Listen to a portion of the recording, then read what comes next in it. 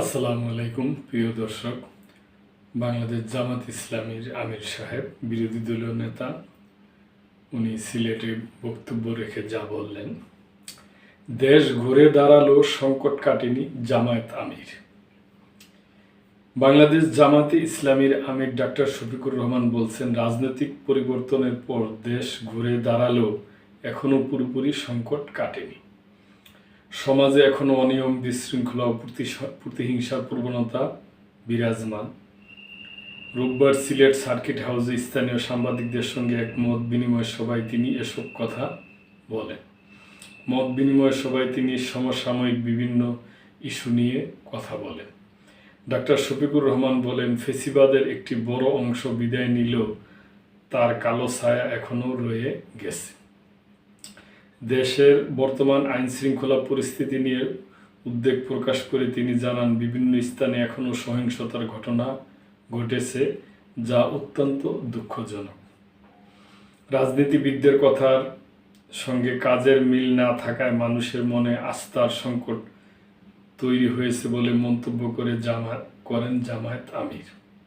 তিনি বলেন, একসময় রাজনীতিবিদ নাম শুনলেই মানুষ শ্রদ্ধার চোখে দেখত, কিন্তু নিজেদের কর্মকাণ্ডের কারণেই তারা সেই জায়গাটি হারিয়েছে। কথায় ও কাজে মিল না থাকলে মানুষের মনে শুধু অশ্রদ্ধই নয়, ক্ষোভেরও সৃষ্টি হয়। রাজনৈতিক প্রতিষ্ঠানগুলো কথায় ও কাজে মিল রেখে জাতিকে আস্থা আনতে না পারলে একটি ভালো জাতি গঠন সম্ভব নয় বলে তিনি বিশ্বাস করেন। একটি জবাবদিহিমূলক উন্নয়ন ভিত্তিক সমাজ গঠনে রাজনৈতিক দলগুলোকে আরও দায়িত্বশীল হওয়ার আহ্বান জানান তিনি। গণভোট ও সংস্কার প্রসঙ্গে তিনি বলেন, জনগণ পরিবর্তনের পক্ষে মত দিলেও তা এখনও পূর্ণাঙ্গভাবে বাস্তবায়িত হয়নি।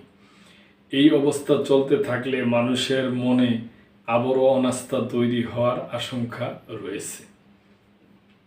এছাড়া ঈদ যাত্রায় অতিরিক্ত ভাড়া আদায়ের অভিযোগ তুলে তিনি এসব অনিয়মের বিরুদ্ধে কঠোর ব্যবস্থা নেওয়ার দাবি জানান। জনগণের অর্থ ও স্বার্থ রক্ষায় সরকারকে আরও দায়িত্বশীল হওয়ার তাগিদ দেন তিনি। জনগণের অধিকার রক্ষায় তার দল কোনো আপোষ করবে না বলে স্পষ্ট জানিয়ে দেন ডক্টর শফিকুর রহমান। তিনি বলেন, বিরোধী দল হিসাবে সংসদের ভিতরে ও বাইরে তারা গঠনমূলক ভূমিকা পালন করবে। মত বিনিময় সভায় ডক্টর শফিক সাংবাদিকদের সঙ্গে কুশল বিনিময় করেন এবং তাদের বিভিন্ন প্রশ্নের উত্তর দেন।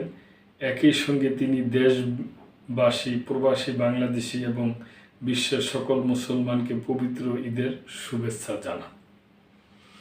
সভায় জামাতে ইসলামীর কেন্দ্রীয় সহকারী সেক্রেটারি জেনারেল ও মিডিয়া বিভাগের প্রধান এহসানুল মাহবুব জুবায়ের, সিলেট মহানগর আমির মোহাম্মদ ফখরুল ইসলাম, জেলা আমির মাওলানা হাবিবুর রহমান, আঞ্চলিক টিম সদস্য আব্দুল হাই হারুন, মহানগর নায়েবে আমির ডাক্তার নুরুল ইসলাম বাবুল এবং জেলা সেক্রেটারি জয়নাল আবেদিন সহ অর্ধ শতাধিক সাংবাদিক উপস্থিত ছিলেন।